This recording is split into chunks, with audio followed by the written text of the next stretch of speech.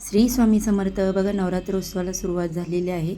आज नवरात्र उत्सवाचा तिसरा दिवस आहे, म्हणजेच घटस्थापनेचा तिसरा दिवस आणि तिसरी माळ आहे. तर या तिसऱ्या माळेला आपल्याला कुलदेवीसमोर 2 विड्याच्या पानांचा असा उपाय करायचा आहे. त्यामुळे आपल्या आयुष्यातील सगळी दुःख कमी होतील व आपल्या कुलदेवीची कृपा आपल्यावर सदैव राहील. तर आपल्याला काय करायचं आहे, नागवेलीच्या पानांवरती हळद किंवा कुंकू ओलं करून घ्यायचं आणि त्याच्यावरती आपल्या चंद्रघंटा देवीचा जो आवडता बीजमंत्र आहे तो बीजमंत्र लिहायचा आहे. तो बीजमंत्र असा ह्रीम ह्रीम हे आपल्याला त्या नागवेलीच्या पानांवरती लिहायचा आहे आणि हा पानाचा विडा आपल्या कुळदेवीसमोर ठेवायचा आहे.